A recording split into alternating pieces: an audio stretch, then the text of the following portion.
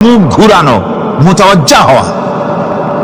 ওই যে হযরত ইব্রাহিম আলাইহিস সালাম বলেছিলেন, ইন্নী ওয়াজ্জাহতু ওয়াজহিয়া লিল্লাযী ফাতারাস সামাওয়াতি ওয়াল আরদ। জানেন আপনারা? পড়েন, ইন্নী ওয়াজ্জাহতু ওয়াজহিয়া লিল্লাযী ফাতারাস সামাওয়াতি ওয়াল আরদা হানিফা ওয়া মা আনা মিনাল মুশরিকিন। নিশ্চয় আমার মুখ ঘুরায় দিলাম কার দিকে? যিনি আকাশ এবং জমিনের স্রষ্টা, সব কিছুর মালিক যিনি, তার দিকে আমি মুতাওয়াজ্জা হলাম। নামাজের অর্থই হচ্ছে মুতাওয়াজ্জা হওয়া, মুখ ঘুরিয়ে দেওয়া, চেহারা ঘুরিয়ে দেওয়া। আর নামাজের আরেক অর্থ হচ্ছে নিকটবর্তী থেকে আরো নিকটবর্তী হওয়া। আল্লাহ রাব্বুল আলামিন বলেন, নিকটবর্তী হতে হলে ওয়াসজুদ ওয়াকতারিব, সেজদা দাও আর সেজদার মাধ্যমে আমার নিকটবর্তী হয়ে যাও। সেজদা দিলেই আল্লাহর নিকটবর্তী হওয়া যায়। কোন সুবহানাল্লাহ। সাহাবী, আল্লাহর নবীর সাহাবী প্রশ্ন করেছেন, নবীজি, বান্দা কখন আল্লাহর নিকটবর্তী হয়ে যায়? নবীজি বলেছেন, বান্দা যখন সেজদা দেয় তখন আল্লাহর বান্দার মাঝে কোনো হিজাব থাকে না, একদম আল্লাহ পাকের নিকটবর্তী হয়ে যায় বান্দা যখন সেজদায় পড়ে যায়। সুতরাং নামাজ হচ্ছে নিকটবর্তী হওয়া, সালাত এটা হচ্ছে নিকটবর্তী হওয়া। নামাজ ফরজ হওয়ার কারণ হচ্ছে এই যে মানুষ আল্লাহর বান্দা বা গোলাম হিসেবে সৃষ্টি হয়েছে, তাই একমুখী হয়ে রবের বন্দিগি করা এটা হচ্ছে তার স্বাভাবিক একটা প্রকৃতি। আল্লাহ রাব্বুল আলামিন এই প্রকৃতির দাবি মিটাবার জন্যই নামাজের ব্যবস্থা করেছেন। মানুষের ফিতরত, মানুষের নেচার, মানুষের ফিতরত হচ্ছে এই যে কারো না কারো কাছে মাথা নত করা, হাত জোড় করা, মাথা নত করা, সার্বভৌমত্বের মালিক কাউকে মনে করা। হাত জোড় করতে হলে, মাথা নত করতে হলে, সার্বভৌমত্বের মালিক হিসেবে কাউকে গ্রহণ করতে হলে আল্লাহর বিকল্প কেউ আছে নাকি? ইসলামের মূল দাওয়াতটা হলো ফিতরত অনুযায়ী দাওয়াত দেওয়া হয়েছে, মানুষ যেন মাথা নত করে, গোলামি করে। এজন্য আল্লাহ রাব্বুল আলামিন বলেছেন যে আমি মানুষ এবং জিনকে সৃষ্টি করেছি, তার কারণটাই হলো মা খালাকতুল জিন্না ওয়াল ইনসা ইল্লা লিয়াবুদুন। মানুষ আর জিন জাতিকে সৃষ্টি করা হয়েছে ইবাদতের জন্য, গোলামির জন্য। ইবাদত আর গোলামি এটাই করতে হবে, গোলামি করতে হবে, দাসত্ব করতে হবে। আর এই দাসত্ব, আল্লাহর আনুগত্যই গোলামির দাওয়াত দিয়েছেন দুনিয়ার সব নবীরা।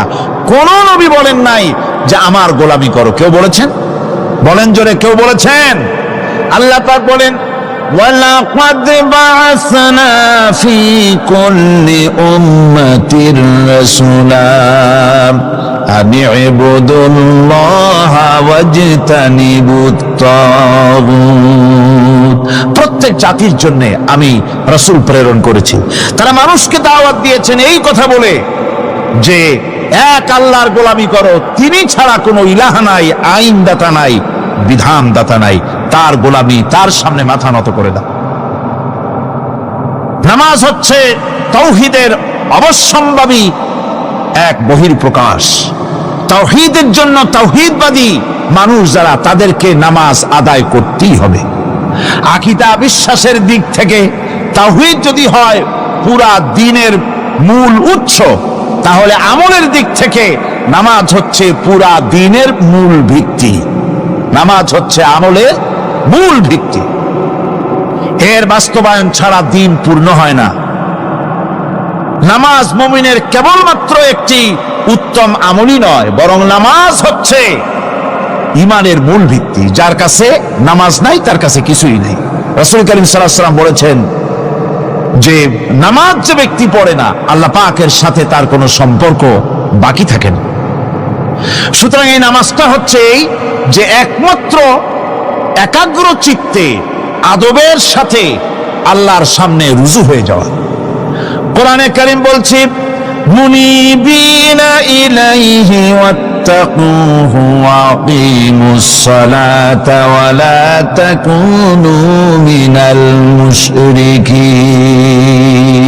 তোমরা আল্লাহর দিকে রুজু হয়ে যাও এবং তাকে ভয় করে অন্যায় কাজ থেকে বিরত থাকো, আর নামাজ কায়েম করো, মুশরিকদের অন্তর্ভুক্ত হয়ে যেও না। নামাজ কায়েম করা, নামাজের আদেশ কোরআনে কারীমের মধ্যে আল্লাহ পাক বহু জায়গায় করেছেন। ঈমানের পর নামাজই হচ্ছে সবচেয়ে বড় জরুরি। একজন মানুষ ঈমান আনলো, যেমন কালকে একজন ঈমান এনেছে, ঈমান আনার সাথে সাথে তার প্রথম কাজ কি বলুন? বলেন প্রথম কাজ কি? ফজরের নামাজের আগে একজন ইসলাম কবুল করলেন, তার প্রথম দায়িত্ব নামাজকে আদায় করে দেওয়া, ফজরের নামাজ পড়া। জোহরের আগেই কেউ ঈমান আনলো, তার প্রথম দায়িত্ব জোহরের নামাজ আদায় করা। আসরের নামাজের আগে ঈমান এনেছে, তার প্রথম দায়িত্ব হলো আসরের নামাজ আদায় করা।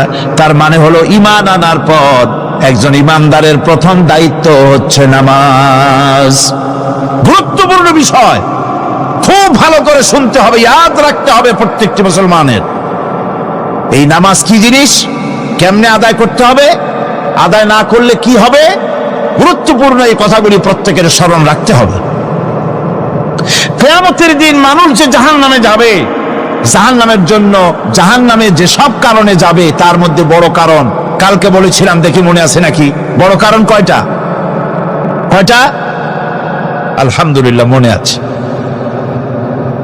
আল্লাহ রাব্বুল আলামিন বলেন ইয়াতাসাআলুনা আনিল মুজরিমিন, কিয়ামতের দিন অপরাধীদেরকে জিজ্ঞেস করা হবে মা সালাকাকুম ফি সাকার, জাহান্নামে কেন আসছো? জবাবে তারা বলবে ক্বালু লাম নাকু মিনাল মুসাল্লিন ওয়া লাম নাকু নুতঈমুল মিসকিন, নামাজ পড়ি নাই, আরে তিন মিসকিনদের খেতে দেই নাই, এই কারণেই জাহান্নামে এসেছি। কল নাউযুবিল্লাহ। নামাজ যারা পড়বে না জাহান্নামে যেতে হবে। কোথায় যেতে হবে? আকীদাগত দিক থেকে ঈমান হলো তাওহীদের স্বীকৃতি, আর আমলের দিক থেকে নামাজ হচ্ছে তাওহীদের বহিঃপ্রকাশ। আপনি মুসলমান তা প্রমাণ হবে নামাজ দিয়ে। নামাজহীন ঈমানের দাবি মূল্যহীন। যার নামাজ নাই তার ঈমানের দাবি করার কোনো মূল্যই নেই। অনেক এরকম কথা বলে, হুজুর আমি মানুষটা নিতান্ত খারাপ না, যাই মনে করেন, গ্রামে রাস্তা বানাইছি, ব্রিজ করে দিয়েছি, কালভার্ট করেছি, এতিম মিসকিনদের তাও মাঝে মধ্যে খাবার দেই, বিধবারে কাপড় চোপড় দেই, মানুষটা আমি নিতান্ত খারাপ না, তবে এই মাঝে মধ্যে একটু নামাজ পড়ি না, তাতে কি আমার ঈমান নষ্ট হয়েছে নাকি? আমি বলি ভাই ঈমানই তো নাই, নষ্ট হবে কি? ঈমান থাকলে না নষ্ট হবে? ঈমান নাই। সুতরাং একজন মুসলমান যদি নামাজ না পড়ে নিজেকে মুসলমান বলে দাবি করার কোন হক তার নাই, দাবি করার অধিকার নাই। নামাজ হচ্ছে জিন্দিগি, নামাজটাই মূলত জিন্দিগি। নামাজটা কি? জিন্দিগি।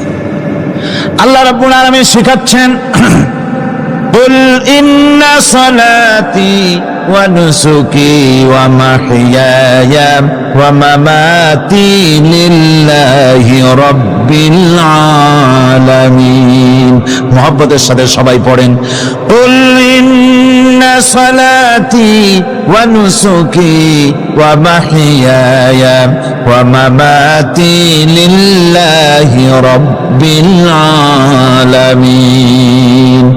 বলো আমার নামাজ, বলো আমার নামাজ, আমার কোরবানি, আমার হায়াত, আমার মত সবকিছুই আল্লাহ রব্বুল আলামিনের জন্য নিবেদিত।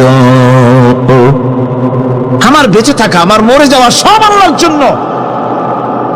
সে আল্লাহ রব্বুল আলামিন, তার জন্য সবকিছু নিবেদিত করতে হবে। আল্লাহ পাকের গোলাম আমাদের বানিয়েছেন। আল্লাহ আমাদের গোলামি করা লাগবে।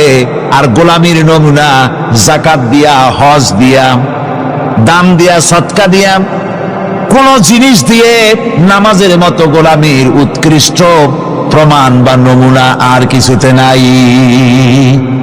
আমি যে গোলাম তার উৎকৃষ্ট প্রমাণ হচ্ছে নামাজ। নামাজেই একটা মানুষ গোলামির অনুভূতিতে তাকে নিয়ে যায়। বাদশাহ হোক, মন্ত্রী হোক, পীর হোক, মৌলানা হোক, মুহাদ্দিস হোক, বড় লোক হোক, গরিব হোক, পুরুষ হোক, নারী হোক, যাই হোক, নামাজে দাঁড়াইলো, একেবারে কান্ডারে ধরিয়া কানের কাছে হাত দিয়া, হাত দুটো বাঁধিয়া মাথা নিচের দিকে দিয়ে দাঁড়ায় গেল। কিসের মতো? আসামির মতো, গোলামের মতো। সুবহানাল্লাহ। এদিক ওদিক তাকাইতে পারবা না, চোখটা থাকবে সেজদা যেখানে দিবা সেখানে। তাকানো নিষেধ, সেজদার দিকে তাকাও। এরপরে যখন রুকুতে গেলেন, গোলামির নমুনা হয়ে গেল। গোলামের এরকম মাথা নিচু করে থাকতে হয় প্রভুর সম্মান। গেলেন, রাজা, বাদশাহ, বড় লোক, সব অহংকার চূর্ণ হয়ে গেল। নাক আর কপাল দিয়া আমার মাবুদের দরবারে মাথাটা লাগাই দিলাম জমিনের উপরে। সুবহানাল্লাহ। আমি আমার ভাষায় বলি, আমি আমার ভাষায় কথাটা এভাবে বলি, এই জমিনটা যদি কাগজ হয় আর আমার নাকটার কপালটা যদি কলম হয়, তাহলে আমি যে গোলাম দৈনিক 5 বার আমার নাক আর কপাল দিয়া জমিন নামক কাগজের উপরে, দাস খতের উপরে দৈনিক 5 বার নাক আর কপাল দিয়া সই করে দেই, আল্লাহ আমি তোমার গোলাম আর কারো গোলাম নই, আমি একমাত্র তোমার গোলাম। ঘুমের থেকে উঠে সেজদা দিয়ে বলি, দুপুরের সময় কাজ ফেলাইয়া আর একবার বলি, বিকেল আসার আগে আসরে আর একবার বলি, দিন যখন শেষ হয় আর একবার বলি, রাতে যখন শুতে যাই আর একবার সেজদা দিয়া ঘোষণা করি, মাবুদ আমি তোমার গোলাম। সুবহানাল্লাহ। নামাজ হচ্ছে ইসলামের গণ্ডির মধ্যে প্রবেশের প্রমাণ। কোরআনে কারীম বলছে, ফাইন তাবু ওয়া আকামুস সালাতা ওয়া আতাউজ যাকাতা ফাইখওয়ানুকুম ফিদ্দীন। সূরা তওবা এসেছে, তারা যদি তওবা করে আর নামাজ কায়েম করে, যাকাত যদি আদায় করে, তাহলে এখন তোমাদের সে দ্বীনি ভাই। এখন ভাই হয়ে গেল। একটু আগে ছিল কাফের, মুশরিক, এখন তোমার দ্বীনি ভাই। দ্বীনের গণ্ডির মধ্যে প্রবেশ করা, কলেমা পড়ার সাথে সাথেই নামাজ। নামাজ হচ্ছে দ্বীনের প্রধান গেট, দ্বীনের প্রধান তোরণ। দ্বীনের মধ্যে প্রবেশ করার জন্য এই গেট দিয়ে প্রবেশ করতে হবে। সুতরাং এই নামাজের এতই গুরুত্ব দেওয়া হয়েছে। ইসলাম যদি ক্ষমতায় আসে, আল্লাহ যেন এনে দেন, জোরে কোন আমিন। ইসলাম যদি ক্ষমতায় এসে যায়, রব্বুল আলামিন তাফসীর মাহফিল, কোরআন সামনে নিয়ে আশা করে তোমার দরবারে দোয়া করি, এই বিশাল জনসমুদ্রের দোয়া কবুল করো মাবুদ গো, এই বাংলাদেশকে ইসলামের দেশ বানাইয়া দাও। দেশটা যদি ইসলামের হয়ে যায়, আইন যদি আল্লাহর হয়, শাসন যদি সৎ লোকেরা করে, রব্বুল আলামিন কোরআন শরীফে বলেন, তাহলে তারা 4টা কাজ করবে। আল্লাযীনা মাক্কান্নাহুম ফিল আরদ আকামুস সালাতা ওয়া আতাউজ যাকাত ওয়া আমারু বিল মারুফি ওয়া নাহাউ আনিল মুনকার। মুমিনরা ক্ষমতায় এসে প্রথম যে কাজটা করবে, প্রথমে ক্ষমতা এসেই নামাজ বাধ্যতামূলক করবে। প্রথম কি? ওয়াজ নসিহতে অনুরোধ করা হবে না, বাবাজিরা আল্লাহর রাস্তায় নামাজটা পড়ে না। রেডিও এবং টেলিভিশনের মাধ্যমে রাষ্ট্রপ্রধান অর্ডার করে দিবেন, আজ থেকে বাংলাদেশের 12 কোটি তাওহীদি জনতা, নারী পুরুষ যারা আকেল বালিগ, সকলের জন্য নামাজ বাধ্যতামূলক, নামাজ পড়তেই হবে। এটা অর্ডার। বেলা যখন 1টা বেজে যাবে, বেলা যখন 1টা বাজবে সমস্ত মসজিদে আজান শুরু হয়ে যাবে। আজানের সাথে সাথে অফিস, আদালত, কল কারখানা, ক্ষেত খামার, শিক্ষাঙ্গন সব ডেডলক হয়ে যাবে। আধা ঘন্টার জন্য বন্ধ হয়ে যাবে। যারা মুসলমান অফিসে, কলেজে, ইউনিভার্সিটিতে সর্বত্র তারা নামাজের জন্য প্রস্তুতি নেবেন।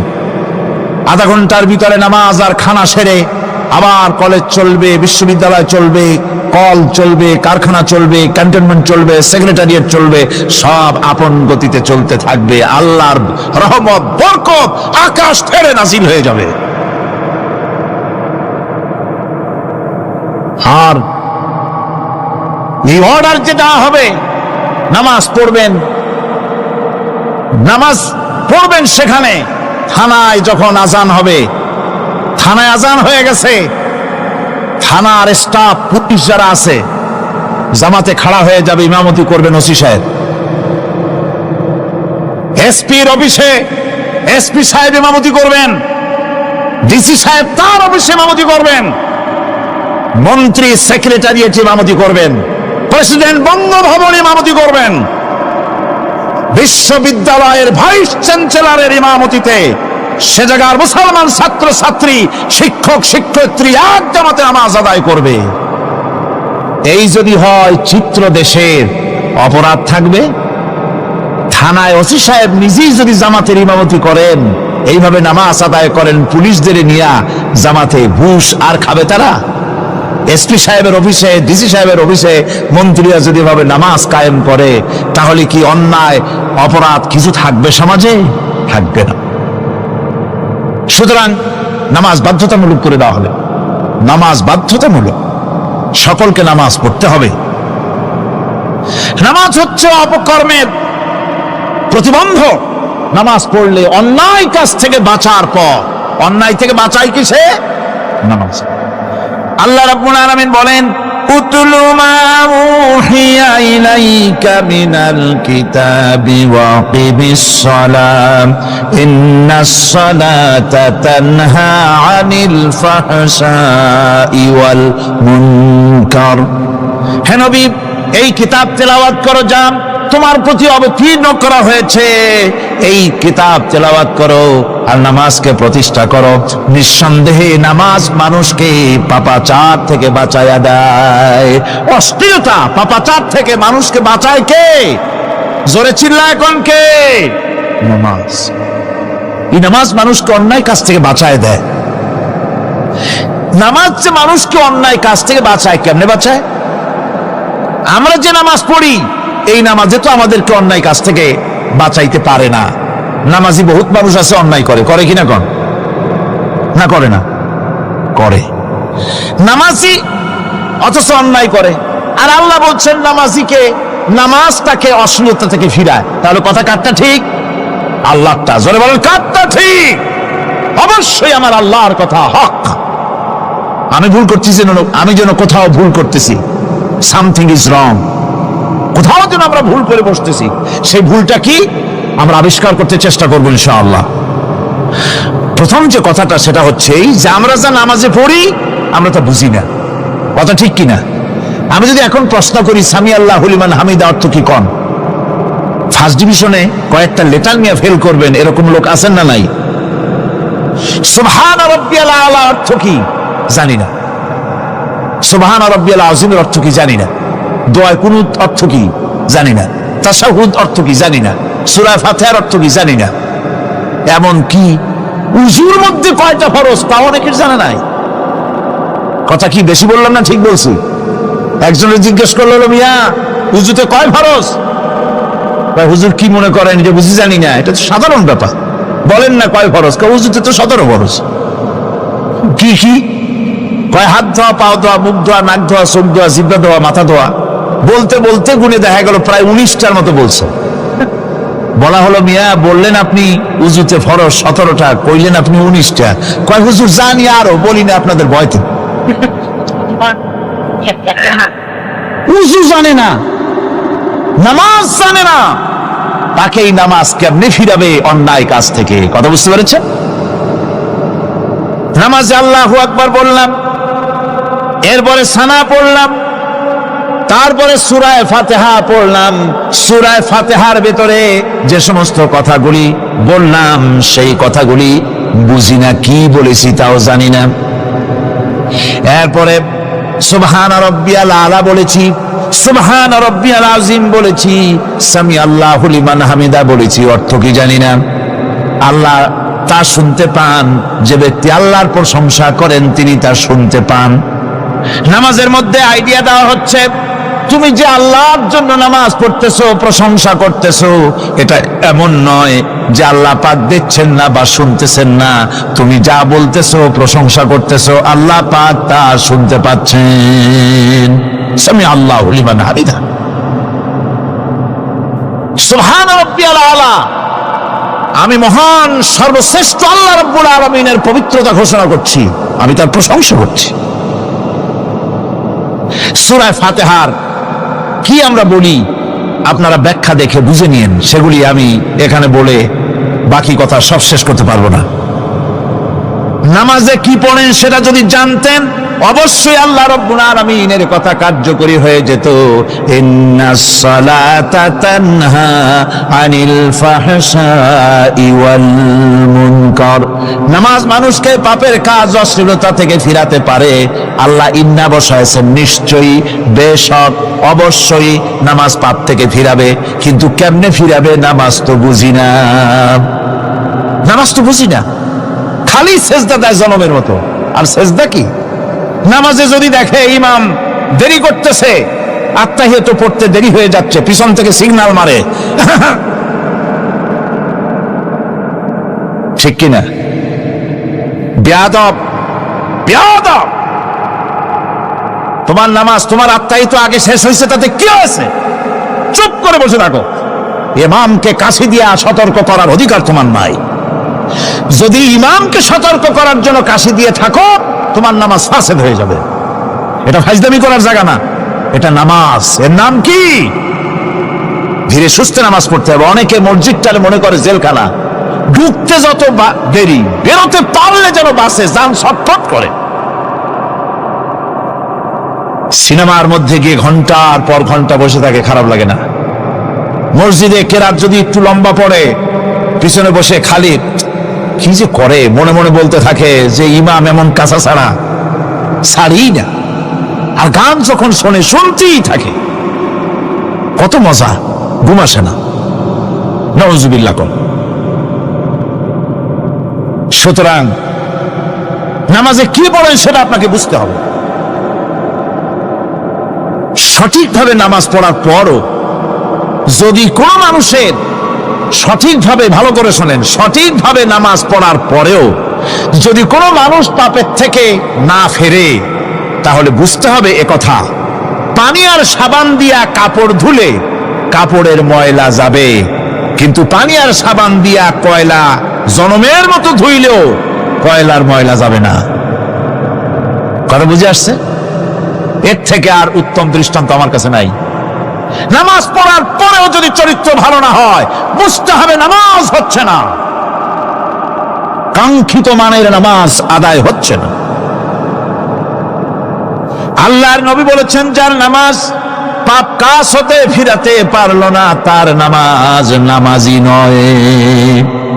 আবার শুনুন, রাসূল বলছেন, যার নামাজ তাকে পাপের কাজ থেকে ফিরাতে পারলো না, তার নামাজ নামাজ নয়। ওটি নামাজ হয় নাই, যার জন্য তার পাপ থেকে তারে ফিরাইতে পারছে না। আর কিয়ামতের দিন বেনামাজিরা সবচাইতে বেশি অপমানিত হবে। সবচাইতে বেশি অপমানিত হবে কারা? বেনামাজিরা। কিভাবে? ইয়াউমা ইউকশাফু আন সাকিন ওয়া ইউদআউনা ইলাস সুজুদি ফালা ইয়াসতাতিউন। সেদিন কঠিন সময়, আল্লাহ রাব্বুল আলামিন লোকদেরকে সিজদা করার জন্য বলবেন, কিন্তু যারা বেনামাজি ছিল দুনিয়ায়, তারা সিজদা দিতে পারবে না। বলেন নাউজুবিল্লাহ। অবস্থাটা কি হবে? খাশিআতান আবসারুহুম তারহাকুহুম যিল্লাহ তাদের দৃষ্টি নিচু হবে, লাঞ্ছনা এবং অপমান তাদের উপরে চেপে বসবে, সেজদা দিতে পারবে না। আল্লাহ আমাদেরকে ক্ষমা করুন। কিয়ামতের দিন হযরত আদম আলাইহিস সালাম থেকে শুরু করে পৃথিবীর সমস্ত মানুষের সামনে আল্লাহ রাব্বুল আলামিন সেজদা করার জন্য অর্ডার করবেন। যারা নাকি বেনামাজি ওরা আল্লাহর দরবারে সেদিন সেজদা দিতে পারবে না, লাঞ্ছিত অপমানিত হবে। যারা কন নাউযুবিল্লাহ। নামাজ, মুমিনের নামাজ একরকম, মুনাফিকের নামাজ হলো আর এক রকম। মুনাফিকরাও নামাজ পড়ে কিনা কন? মুনাফিকেরাও নামাজ পড়ে। মুনাফিকেরা যখন নামাজ পড়তে যায় আল্লাহ রাব্বুল আলামিন বলতেছেন ওয়াইদা কামু ইলাস সালাতি কামু কুসালা। মুনাফিকেরা যখন নামাজ পড়তে দাঁড়ায়, নামাজে আসে ঠিক তারা, কিন্তু নামাজের জন্য দাঁড়ায় খুব শৈথিল্য ভাবে দাঁড়ায়, কাহিলি সুস্তি, এ জায়গা চুলকায়, পায়জামা ধরে টান দেয়, টুপিটা ঘুরে আয়, এদিক ওদিক তাকায়। মুনাফিকের নামাজ দেখলেই ঠিক পাওয়া যায় যে বেটা মুনাফিক। এইভাবে সে দাঁড়ায়। তার নামাজটা কি জন্য? ইউরাউনান নাসা ওয়া লা ইয়াযকুরুনাল্লাহা ইল্লা কালিলা। তাদের নামাজ হচ্ছে মানুষকে দেখাবার নামাজ। নাউযুবিল্লাহ। এখন দেখবেন এই মৌসুম আসছে, নামাজের মৌসুম, বেনামাজিদের নামাজের মৌসুম। জনসভা হচ্ছে, নির্বাচন আসতেছে, নামাজে রক্ত হয়ে গেছে, তাড়াতাড়ি আজান হয়ে গেল। টুপি না থাকলে রুমাল একটা মাথায় দিল, উজু আছে কি না আছে, আল্লাহু আকবার, যা আছে কপালে হয়ে যাক।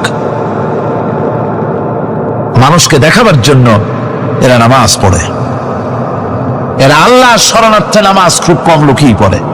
এরা হচ্ছে মুনাফিক। দুনিয়া এবং আখিরাতে কল্যাণের জন্য একমাত্র মাধ্যম হচ্ছে নামাজ। দুনিয়াও যদি কল্যাণ চাই, আখিরাতেও যদি কল্যাণ চাই, তাহলে এর জন্য কি করতে হবে? আমার কথা নয়, আল্লাহ রাব্বুল আলামিনের কথা শুনুন। রব্বুল আলামিন বলেন ক্বাদ আফলাহাল মুমিনুন আল্লাযীনা হুম ফি সালাতিহিম খাশিউন ওয়াল্লাযীনা হুম লিয-যাকাতি ফাঈলুন ওয়াল্লাযীনা হুম লিফুরুজিহিম হাফিজুন। নিশ্চিতভাবে সেই সব মুমিন কল্যাণ লাভ করবে, নিশ্চিতভাবে। তারা হচ্ছে ওই সব লোক যারা নিজেদের নামাজ ভীতি মিশ্রিত অবস্থায় বিনয়ের সাথে যারা নামাজ আদায় করে, যারা বেহুদা কাজ থেকে বিরত থাকে, যারা যাকাতের পন্থায় কর্মতৎপর হয়, আর যারা নিজের লজ্জাস্থানকে হেফাজত করে। এরপরে আল্লাহ পাক বলেন ওয়াল্লাযীনা হুম লিআমানাতিহিম ওয়া আহদিহিম রাউন ওয়াল্লাযীনা আলা সালাওয়াতিহিম ইউহাফিজুন ওয়াল্লাযীনা আলা সালাতিহিম হাফিজুন। আর যারা তাদের আমানতকে পূর্ণ করে, আমানত এবং তাদের ওয়াদা চুক্তি পূর্ণ করে, এবং যারা নিজেদের নামাজ সমূহকে পূর্ণভাবে হক আদায় করে নামাজ পড়ে, নামাজের যারা হেফাজত করে, এরা কারা? এরা হচ্ছে উলাইকা হুমুল ওয়ারিসুন আল্লাযীনা ইয়ারিসুনাল ফিরদাউসা হুম ফিহা খালিদুন। এরা হচ্ছে সেই সব লোক, এরা উত্তরাধিকার হচ্ছে জান্নাতের উত্তরাধিকার, জান্নাতুল ফিরদাউসে আল্লাহ রাব্বুল আলামিন এই গুণ বিশিষ্ট লোকদের জন্য জায়গা করে দিবেন। জোরে কোন সুবহানাল্লাহ। নামাজকে পড়তে বলা হয়নি, কোরআন শরীফে বলা হয়েছে নামাজ কায়েম করো। কি বলা হয়েছে কম তো দেখি? নামাজ কায়েম করো, নামাজ পড়ো। এই কথা কিন্তু কোরআন শরীফে কোনো জায়গায় আছে নাকি? এখন কায়েম করা কারে বলে? একটা গুরুত্বপূর্ণ আরেকটি বিষয়, নামাজ কায়েম করতে বলা হয়েছে। কায়েম কি? কায়েমটা হচ্ছে দৃষ্টান্ত স্বরূপ বলা যায় যে জিনিসটা সমাজে প্রতিষ্ঠিত আছে ওইটারে বলে কায়েম হওয়া, আর যেটা প্রতিষ্ঠিত নাই ওটা কায়েম নাই। কায়েম মানে হলো প্রতিষ্ঠিত থাকা। যেমন আমাদের দেশে, আমাদের সমাজে নারী পুরুষ শিশু বৃদ্ধ সকলেই কাপড় পরা, শাড়ি পরা, লুঙ্গি পরা, এই কাপড় পরাটা কায়েম আছে, প্রতিষ্ঠিত আছে না নাই? যার কারণে কাপড় পরা সমাজে কায়েম আছে বলে উলঙ্গ মানুষ সমাজে খুঁজে পাওয়া যায় না, পাগল ছাড়া, ঠিক কিনা? একটা বাচ্চাকেও যদি উলঙ্গ হতে বলেন এখানে, 5 বছর 6 বছর একটা বাচ্চাকেও, সে কিন্তু রাজি হবে না, ঠিক কিনা? যেহেতু কাপড় পরা সমাজে প্রতিষ্ঠিত আছে, সেহেতু উলঙ্গ মানুষ পাওয়া যায় না, কাপড় পরাটাই এখানে প্রতিষ্ঠিত। সুতরাং এখন অবস্থাটা এই হয়েছে, কাপড় পরা প্রতিষ্ঠিত আছে বলে কোন উলঙ্গ মানুষ এসে যদি এই মঞ্চে দাঁড়ায় আর বলে আমাকে একটু বক্তৃতা করতে দেন, আপনারা কি করবেন? মঞ্চে তো উঠতেই দিবেন না। উলঙ্গ মানুষ যদি কোনো চাকরি নিতে যায় ইন্টারভিউতে, তাকে লাইনে দাঁড়াইতে দেবে না। এমন কি উলঙ্গ হয়ে যদি বাড়িতে প্রবেশ করে, তার বউ দূর দূর করে তাড়ায় দেবে, ঠিক কিনা? যেহেতু সমাজের ভিতরে কাপড় প্রতিষ্ঠিত আছে, সেই জন্য এই উলঙ্গ মানুষ পাওয়া যায় না। অনুরূপভাবে নামাজ যদি প্রতিষ্ঠিত হতো সমাজের ভিতরে, তাহলে বেনামাজি খুঁজে পাওয়া যেত না।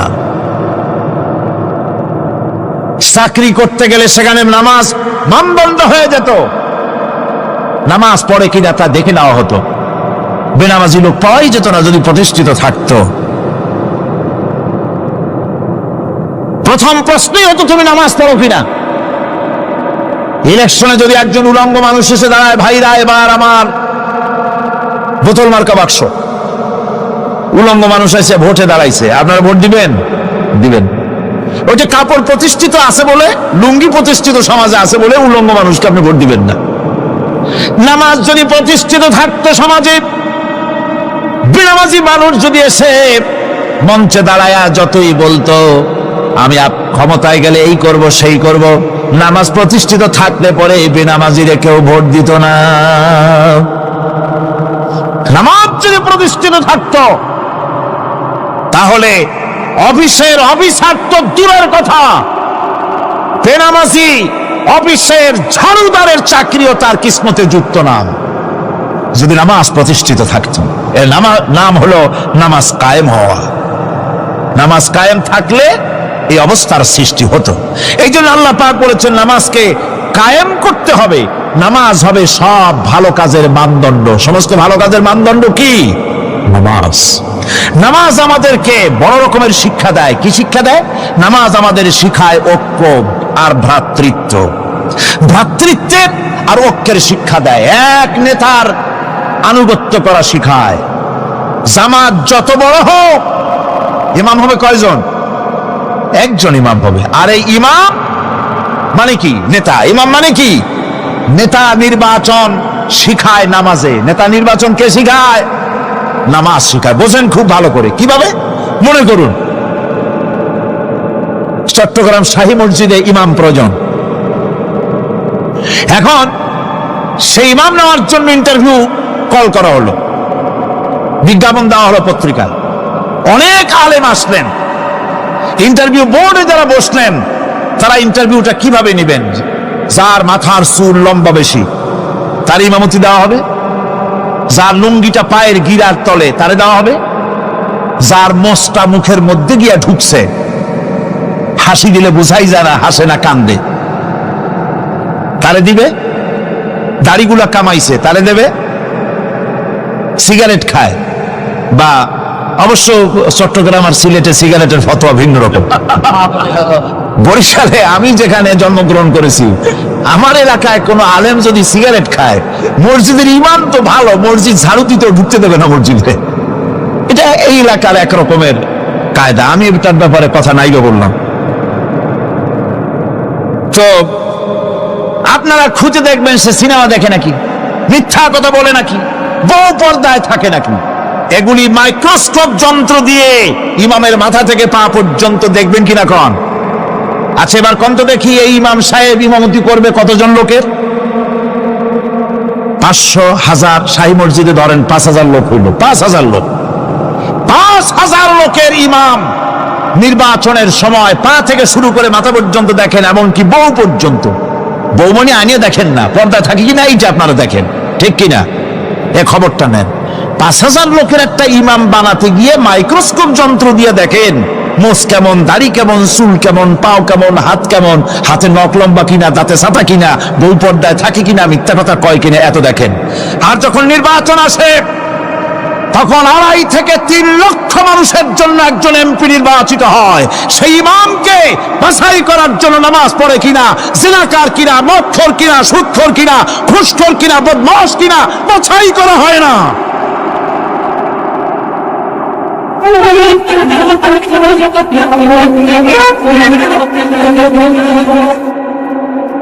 নামাজ আমাদেরকে এটা শিখায় ইমাম কেমনে বানাইতে হবে। কোন সুবহানাল্লাহ। নামাজ ঐক্য শিখায়, নামাজ ভ্রাতৃত্ব শিখায়, নামাজ পারস্পরিক মহব্বত শিখায়, নামাজ নেতা কেমন হওয়া উচিত, নেতা নির্বাচন শিখায়। আবার নেতা ভুল করলে তার ভুল বলা যাবে না, এরকম হতে পারবে না। নামাজের ভিতরে ইমাম যদি ভুল করলে আপনি লোকমা দিবেন, সুবহানাল্লাহ, আল্লাহু আকবার বলবেন। যদি তিনি সংশোধন না হলেন আবার দেন, তাতেও সংশোধন হলো না আবার দেন। 3 বার লোকমা দেওয়ার পর যদি ভুল সংশোধন না করে নামাজ ছেড়ে দেন, ইমামকে বের করে দেন, নতুন ইমাম নিয়োগ করেন। যারা ক্ষমতায় যাবে, আপনি রাষ্ট্রের ইমাম যারে বানাবেন, সেই রাষ্ট্রীয় ইমাম যদি জনগণের ইচ্ছার বিরুদ্ধে যদি চলে, 1 বার লোকমান দেন, 2 বার লোকমান দেন, 3 বার দেন, তারপরেও যদি না নামে, খড় ধরে নামে না। নামাজ আপনাকে নেতা নির্বাচন, নেতাকে প্রতিষ্ঠিত রাখা, নেতার আনুগত্য আপনাকে শেখায়।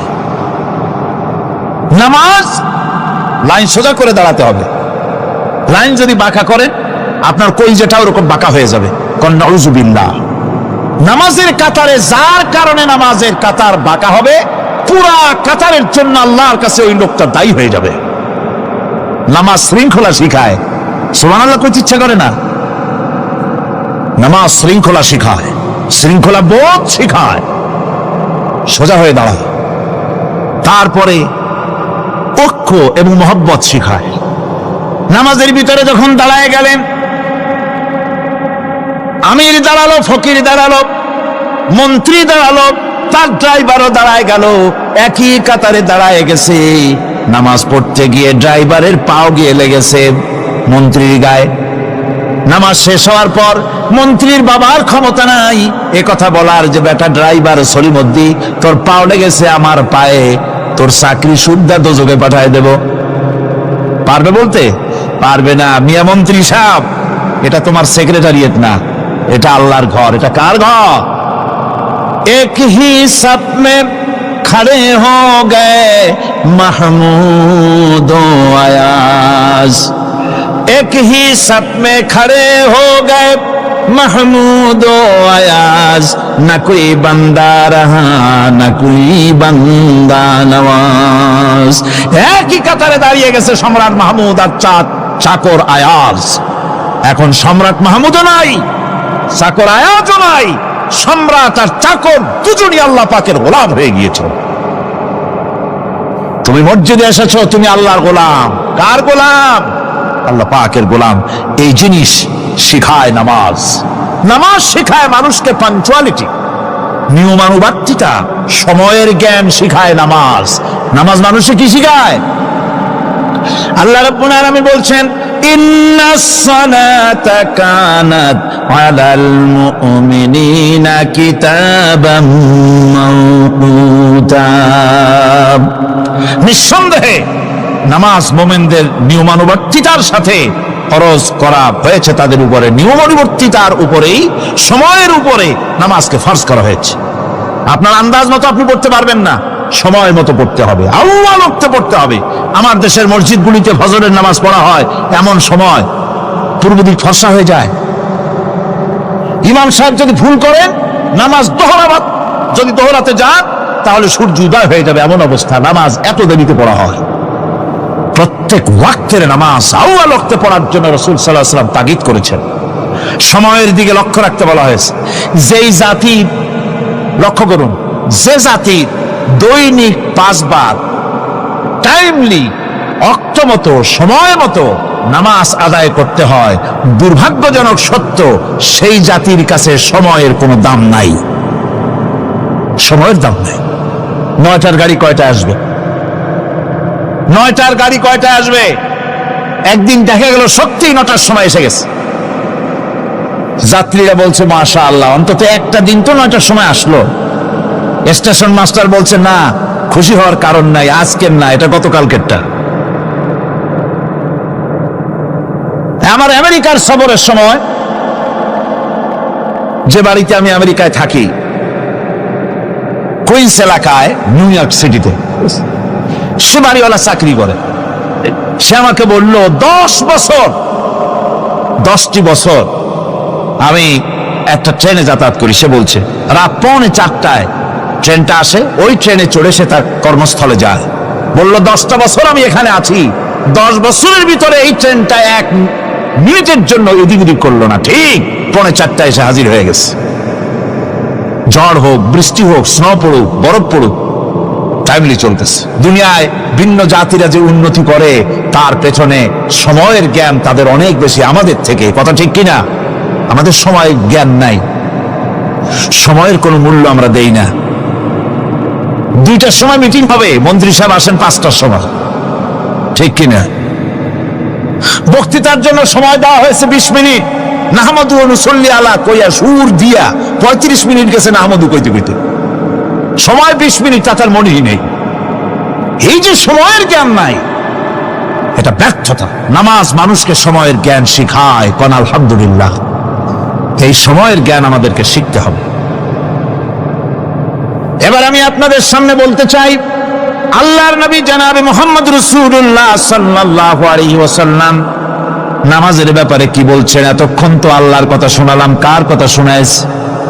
আমার আল্লাহর নবী বলেন, নবীকে প্রশ্ন করা হলো, ইয়া রাসূলুল্লাহ আইয়ু শাইইন আহাব্বু ইনদাল্লাহি ফিল ইসলাম, ইসলামের মধ্যে আল্লাহর কাছে কোন জিনিসটা বেশি প্রিয়? আল্লাহর কাছে ইসলামের কোন জিনিসটা বেশি প্রিয়? হুজুর বললেন, as-salatu li waqtiha, মান তারাকা সালাতান ফালা দীনা লাহু ওয়াস-সালাতু ইমাদুদ্দিন। আল্লাহর কাছে সবচাইতে বেশি প্রিয় হচ্ছে নামাজ। সবচাইতে প্রিয় কি? নামাজ। আল্লাহ রাব্বুল আলামিন বলেন, হাবিব রে আপনি কাঁদেন কেন? আজকে তো আপনার কাঁদার দিন না, আমি আপনাকে মাকামে মাহমুদ দান করেছি, আমি আপনাকে কাউসার দান করেছি। আপনার আজকে সম্মানের দিন, মর্যাদার দিন, কাঁদেন কেন? আল্লাহর হাবিব বলবেন, রব্বুল আলামিন মাকামে মাহমুদ পেয়েছি, কাউসার পেয়েছি, কান্দি এই জন্য আমি দেখতে পাচ্ছি আবার সামনে দিয়া ফেরেশতারা আমার উম্মতগুলি জাহান্নামের দিকে নিয়ে যায়। আল্লাহ রাব্বুল আলামিন বলবেন, ওগো আমার হাবিব, আমি আপনাকে ক্ষমতা দিলাম, আপনার জান্নাতি উম্মতগুলি আপনি বেছে নেন। আল্লাহর হাবিব তার জান্নাতের উম্মতগুলি বাঁচতে থাকবেন। হযরত আয়েশা বলেন, ইয়া রাসূলুল্লাহ, কিয়ামতের ময়দানে লক্ষ কোটি কোটি মানুষের ভিতরে আপনার জান্নাতি উম্মত আপনি চিনবেন কি করে? হুজুর বলেন, আয়েশা, কোন একটি ঘোড়ার কপাল যদি থাকে সাদা, এই সাদা কপালওয়ালা ঘোড়াটা যদি অসংখ্য ঘোড়ার ভিতরে যদি হারিয়ে যায়, তাহলে সাদা কপালওয়ালা ঘোড়ার মালিক তার ঘোড়াকে পাবে কিনা বলো? হযরত আয়েশা বলেন, হুজুর অনায়াসে পাবে। আল্লাহ রাব্বুল আলামিনের হাবিব বলেন, আয়েশা রে, কিয়ামতের ময়দানে আমার যেই উম্মতেরা নামাজি ছিল, দিনদার ছিল, পরেজগার ছিল, দুনিয়ার বুকে ঈমান নিয়ে যারা চলাফেরা করেছে, আমার দিন কায়েমের আল্লাহর দ্বীনের জন্য যারা কাজ করেছে, ওদের চেহারা নূর চমকাতে থাকবে, ঈমানের নূর কিয়ামতের দিন চমকাতে থাকবে। সেই ঈমানের নূর দেখে দেখে আমি আমার জান্নাতি উম্মতগুলি আমি বেছে নেব। নবীজি বলেছেন, কন্যার পিতাদেরকে গালি দিও না। অনেকে টিটকারি করে, বারবার মেয়ে হয়, ছেলে একটাও হয় না, সেই জন্য টিটকারি বটকারি করে। আল্লাহ নবী বলেছেন, মেয়ের পিতাকে গালি দিও না, ঠাট্টা করো না, যেহেতু আমি মুহাম্মদ রাসূলুল্লাহ সাল্লাল্লাহু আলাইহি ওয়াসাল্লাম, আমি মেয়েদের পিতা, আমি নিজে মেয়েদের পিতা। খাও না, মেয়েদের পিতাকে গালি দিও না।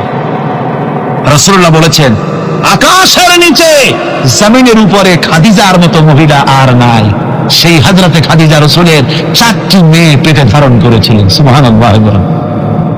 মেয়ের প্রতি রাসূলুল্লাহ যথেষ্ট মহব্বত করতেন, মেয়েকে খুব ভালোবাসতেন হুজুর সাল্লাল্লাহু আলাইহি ওয়াসাল্লাম। হুজুরের কলিজার টুকরা ছিলেন মা ফাতিমা রাদিয়াল্লাহু তাআলা আনহা। হুজুর যখন কোথাও যেতেন সকলের শেষে দেখা করতেন ফাতেমার সঙ্গে, আর বিদেশ থেকে সফর করে এসে সকলের আগে দেখা করতেন ফাতেমার সঙ্গে। সুবহানাল্লাহ। রাসূলুল্লাহ আরো বলেছেন, তোমরা যখন বাজারে যাবে বা ব্যবসা করতে যাবে বা বিদেশে যাবে, আসার সময় যে সব হাদিয়া নিয়ে আসো। আমরা যখন বাইরে যাই, বাজারে যাই, কিছু হাদিয়া আনি না, জামা কাপড় চকলেট ইত্যাদি আমরা আনে থাকি। রাসূলুল্লাহ বলেছেন, হাদিয়াগুলি তোমরা যারা বিদেশে যাও বাজারে যাও হাদিয়া আনবে, আর এনে ঘরের মধ্যে ঢুকে তা শুরু করবে মেয়েকে দিয়ে। প্রথমে দেবে মেয়েকে। সুবহানাল্লাহ। মেয়ের মর্যাদা ইসলামে সব চাইতে বেশি। কোন যুগে? যে যুগে মেয়ে হলে পরেই মাটির নিচে ঘেরে রাখতো, আছাড় মেরে মেরে ফেলে দিত। কোন অপরাধে তাদেরকে হত্যা করা হলো, আল্লাহ পাক কোরআনে কারীমের মধ্যে বলেছেন তাদের অপরাধ আর কিছু না, তারা নারী, এই জন্য তাদেরকে মেরে ফেলা হতো। রাসূলুল্লাহ তাদের ইজ্জত দিলেন। সুবহানাল্লাহ বিহামদিহি। রাসূলুল্লাহ সম্মান দিলেন, ইজ্জত দিলেন তাদেরকে। কন্যা হিসাবে নারীর এই মর্যাদা। ফাতেমাকে রাসূল এত ভালোবাসতেন, ইন্তেকালের সময় হযরত ফাতেমা কাঁদতে কাঁদতে বেহুশ হয়ে যাওয়ার উপক্রম হয়ে গেছে। রাসূলুল্লাহ হযরত ফাতেমাকে ইশারা দিলেন। হযরত ফাতেমা তার কান নিয়ে রাসূলুল্লাহর মুখের কাছে লাগাই দিলেন। আল্লাহর নবী কি যেন বললেন কানে কানে, হযরত ফাতেমার কান্না বন্ধ হয়ে গেল। হযরত আয়েশা বলেন, মা, রাসূলুল্লাহ তোমার কানে কানে কি বলল আর তোমার কান্না বন্ধ হয়ে গেল? হযরত ফাতেমা বলেন, ইয়া আম্মা জান, আমার আব্বা আমার কানে কানে বলল, মা ফাতেমা তুই কাঁদিস না, তোর কান্না আমার বরদাস্ত হয় না, তোমাকে কাঁদতে হবে না। আমি তোমাকে সুসংবাদ দিয়ে যেতেছি, আমি মরে যাওয়ার পর সর্বপ্রথম তোমার সাথে আমার দেখা হবে। রাসূলুল্লাহর এই ভবিষ্যৎবাণী হযরত ফাতেমা বুঝতে পেরেছেন যে হুজুরের ইন্তেকালের পরে আমার বেশি দেরি হবে না, আমিও তাড়াতাড়ি হুজুরের সাথে শামিল হতে পারবো। হুজুরের ইন্তেকালের 6 মাস পরেই হযরত ফাতেমা রাদিয়াল্লাহু তাআলা আনহা ইন্তেকাল করেছেন। কন্যা হিসাবে নারীর মর্যাদা ইসলাম অনেক অনেক গুণে বাড়িয়ে দিয়েছে। এই কন্যা শিশু, কৈশোর, যৌবন পেরিয়ে যখন যৌবনে তার বিয়ে হয়ে যায়, আল্লাহ রাব্বুল আলামিন তখন বলেন, ওয়া মিন আয়াতিহি আন খালাকা লাকুম মিন আনফুসিকুম আজওয়াজান লিতাসকুনু ইলাইহা ওয়া জাআলা বাইনাকুম মাওয়াদ্দাতান ওয়া রাহমা। আল্লাহ পাক বলেন, আমার নিদর্শনের ভিতরে এটি একটি নিদর্শন, আমি তোমাদের থেকে তোমাদের জোড়া তৈরি করেছি, তোমাদের স্ত্রীদেরকে তৈরি করেছি, তোমাদের সাথে তোমাদের স্ত্রীর ভালোবাসা সৃষ্টি করেছি, মহব্বত সৃষ্টি করেছি। এই মহব্বত আমি আল্লাহ তৈরি করেছি। আর যখন বুড়ো হয়ে যায় মানুষ, স্বামী স্ত্রী যখন বুড়ার বুড়ি হয়, তখন আর ভালোবাসা থাকে না, তখন ওই ভালোবাসা সহৃদয়তার করুণায় আমি আল্লাহ পরিণত করে দেই। বুড়ার জন্য তখন বুড়ি ছাড়া আর উপায় নাই, বুড়িরও আর বুড়া ছাড়া উপায় নাই। তখন ভালোবাসা কোনো বিশেষ কোনো অক্ষণীয় ভালোবাসা নয়, তখন একের উপরে অন্য একদম নির্ভরশীল হয়ে পড়ে। আল্লাহ পাক বলেন, এই অবস্থা আমি আল্লাহ সৃষ্টি করে দেই। সুবহানাল্লাহ বিহামদিহি। স্ত্রীকে রাসূলুল্লাহ কত ভালোবাসতেন। আল্লাহর নবী বলেছেন, আমার কাছে 3টা জিনিস প্রিয়, একটা হচ্ছে সুগন্ধি, একটা হচ্ছে নামাজ, আর একটা হচ্ছে স্ত্রী। সুবহানাল্লাহ। স্ত্রী আমার কাছে প্রিয়। হুজুর বলেছেন, তোমাদের মধ্যে সেই ব্যক্তি উত্তম যে ব্যক্তি তার স্ত্রীর কাছে উত্তম। আমি আমার স্ত্রীদের কাছে উত্তম ব্যক্তি। সুবহানাল্লাহ। রাসূলুল্লাহ স্ত্রীকে কত ভালোবাসতেন। বিশ্বনবী রাজনৈতিক কর্মকাণ্ড চালাচ্ছেন, যুদ্ধের দামামা বাজতেছে, চতুর্দিকে কত অশান্তি, সবকিছু চলছে, স্ত্রীর হক আদায় করতে ভুলে যাননি। রাতের বেলায় হযরত আয়েশার বয়স কম, তাকে নিয়ে রাসূলুল্লাহ একটু সুযোগ পেয়েছেন, বলছেন, আয়েশা সব তো ঘুমিয়ে, চলো আমরা একটু দৌড়াই। ওই যে দূরে একটা জিনিস দেখা যায়, দৌড় দাও, দেখি কি আগে যায়। দুজনে দৌড় প্রতিযোগিতা করলেন। দৌড় প্রতিযোগিতায় হযরত আয়েশা ফার্স্ট হলেন, হুজুর পিছনে পড়ে গেলেন। হযরত আয়েশা খুব আনন্দ করলেন যে আপনি কিন্তু আমার সঙ্গে দৌড়ে পারলেন। পরবর্তী কিছু কাল যাওয়ার পর হযরত আয়েশা বলেন, হুজুর আজকে আবার বললেন যে চলো আয়েশা একটু দৌড়াই। হযরত আয়েশা বলছেন যে সেদিনের তুলনায় আমার শরীর একটু, আমি মুটিয়ে গেছি, শরীরটি স্থূল হয়েছে, আমি আজকে দৌড়ালাম কিন্তু পারলাম না। রাসূল আগে চলে গেলেন, আমি হাঁপাতে হাঁপাতে যখন হুজুরের কাছে চলে গেছি, হুজুর তখন মুস্কি হেসে আমাকে বললেন, আয়েশা, ওই সেই দিনের জবাব আজকে দিয়ে দিলাম। সুবহানাল্লাহি বিহামদিহি, সুবহানাল্লাহি বিহামদিহি। বিশ্ব নবী কত বড় আদর্শ বিশ্ব মানবতার জন্য। তিনি বলেছেন, আরাফাতের ময়দানে রাসূলুল্লাহ বলেছেন, তোমরা যেমন পড়বে তোমার স্ত্রীদেরকে তেমন পড়াবে, তোমরা যেমন খাবে তোমার স্ত্রীদেরকে তেমন খাওয়াবে। স্ট্যান্ডার্ড মেনটেন করবে। তুমি ভালো দামের কাপড় পরবে, স্ত্রীকে খারাপ দিবে তা নয়। অধিকার দুজনেরই সমান, স্বামী এবং স্ত্রী সমান অধিকার। কিন্তু আমরা তা বুঝতে পারি না, বুঝতে চাই না। আমরা অনেকে মনে করেছি বিয়ে যখন করছি তখন আমি তো নওয়াবজাদা নসরুল্লাহ খান আর বউ তো কেনা দাসী। না, সে কিন্তু দাসী নয়, তার মর্যাদা আছে, তার সম্মান আছে, তার সম্মান আপনাকে দিতে হবে। রাসূলুল্লাহ দিয়েছেন, আপনাকেও দিতে হবে। রান্না বান্না হতে দেরি হয়, কত গালাগালি শুনতে হয় নারীকে।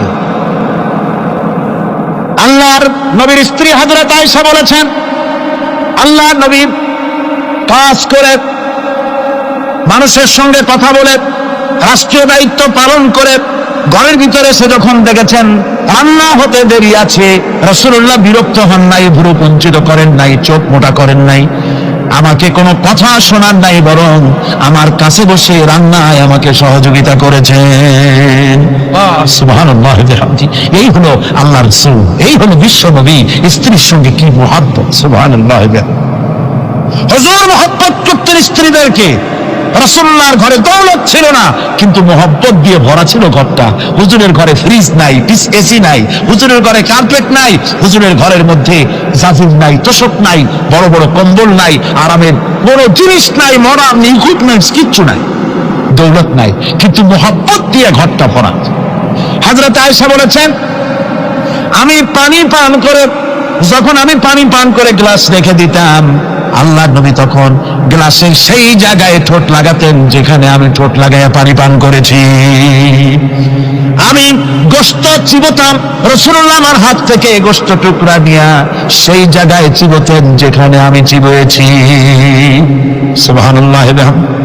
আমার ভাইরা, রাসূল তার স্ত্রীদেরকে মহব্বত করতেন, স্ত্রীরা রাসূলকে মহব্বত করতেন দারুণ ভাবে। একবার হযরত আয়েশা সিদ্দিকা রাদিয়াল্লাহু তাআলা আনহা হুজুরকে গোসল করাতেছিলেন, মাথার উপরে পানি ঢালতেছেন, হুজুর একটা চকির উপরে বা একটা তক্তার উপরে বসে আছেন। গোসলের পানির ভিতরে রাসূলুল্লাহ দেখতে পেলেন রক্তের মতো কি যেন প্রবাহিত হয়ে যাচ্ছে। হুজুর জিজ্ঞেস করেন, আয়েশা রে, পানির ভিতরে রক্তের মতো কি দেখা যায়? হযরত আয়েশা বলেন, হুজুর আপনি যখন বসেছিলেন অসতর্ক মুহূর্তে তক্তার নিচে আমার একটা আঙ্গুল পড়েছিল, পায়ের আঙ্গুলটা ফেটে বোধহয় রক্ত বেরোতেছে। রাসূলুল্লাহ তাড়াতাড়ি করে উঠলেন আর ওই আঙ্গুলকে ব্যান্ডেজ করে দিলেন।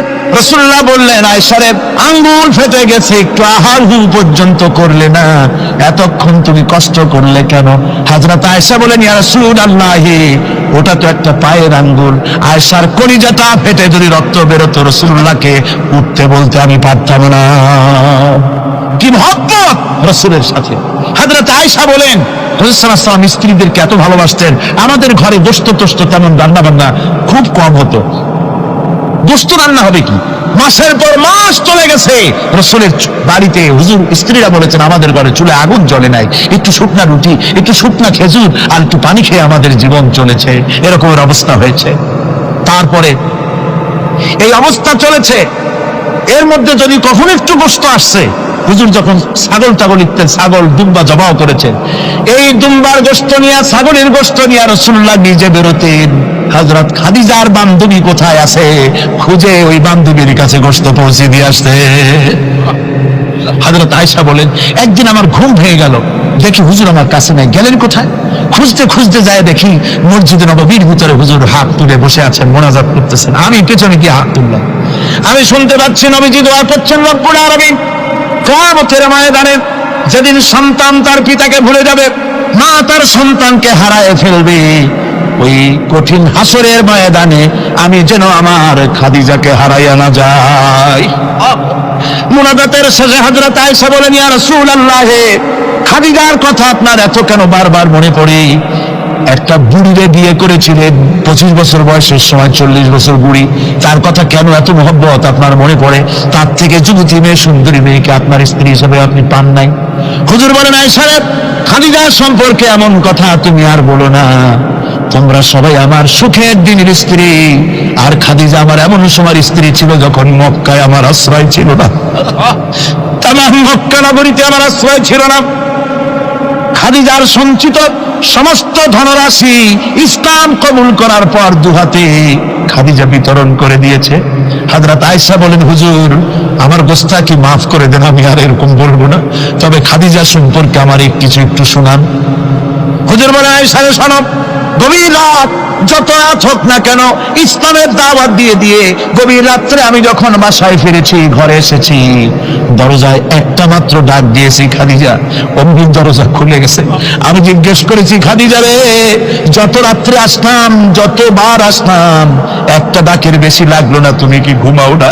হযরতে খাদিজা বলেছেন, ইয়া রাসূলুল্লাহ, আমার মনের ভিতরে ভয় থাকে, আল্লাহর রাসূল দিনের খেদমতে বাইরে আছেন, আমি যদি আরামে বিছানায় ঘুমায় থাকি আর নবীজি দরজার কাছে দাঁড়ায় আমারে ডাকাডাকি করবে, উঠতে যদি দেরি হয়ে যায় নবীজির সঙ্গে বেয়াদবি হয়ে যাবে, এই মনে করে আপনি না আসা পর্যন্ত দরজার সাথে পিঠ লাগাই আমি দাঁড়াইয়া দাঁড়াইয়া ঘুমাই। আমার ভাইরা, হযরতে খাদিজার ইজ্জত স্বয়ং আল্লাহ দিয়েছেন। কে দিয়েছেন? হাদিস শরীফে এসেছে, রাসূলুল্লাহ জাবালে নূরে বসা, গাড়ে হেরার ভিতরে বসা, হযরতে জিবরাইল রাসূলুল্লাহর সঙ্গে কথা বলতেছেন। একটু পরে হযরতে জিবরাইল বলেন, ইয়া রাসূলুল্লাহ, আমি আর এখানে বসবো না, আমি এখন চলছি। আমি দেখতে পাচ্ছি খাদিজা আসতেছে আপনার জন্য খাবার নিয়ে।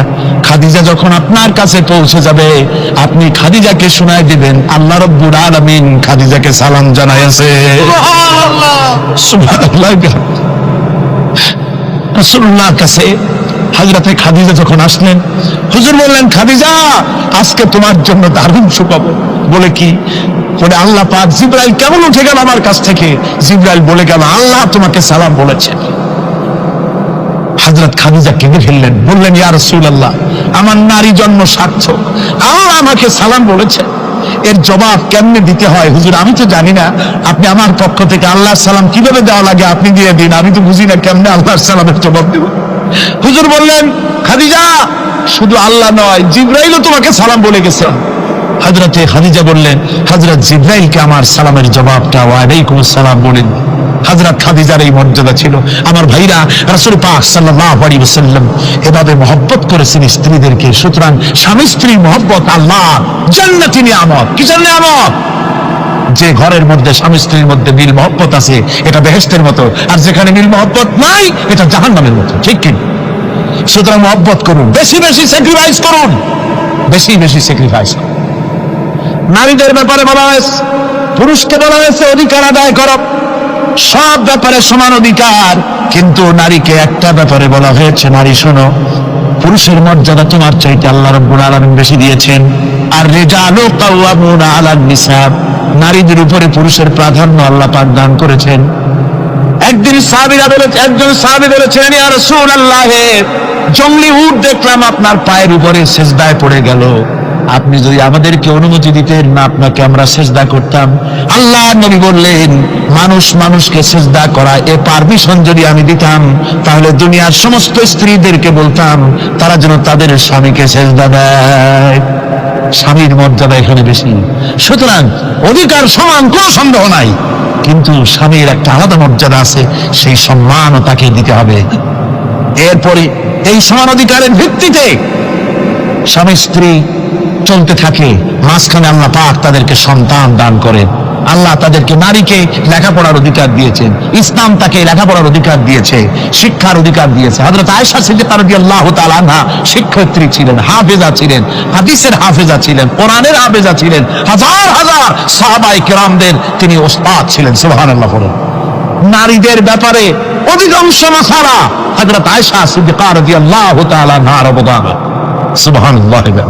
ربنا ظلمنا أنفسنا وإن لم تغفر لنا وترحمنا لنكونن من الخاسرين ربنا لا تزغ قلوبنا بعد إذ هديتنا وهب لنا من لدنك رحمة إنك أنت الوهاب أي الله تعالى হাজার হাজার মুসলমান নরনারী ঠান্ডাকে উপেক্ষা করে তোমার দ্বীনের কথা শোনার জন্য, কোরআনে কারীমের কথা শোনার জন্য এই মাঠে এসে হাজির হয়েছে।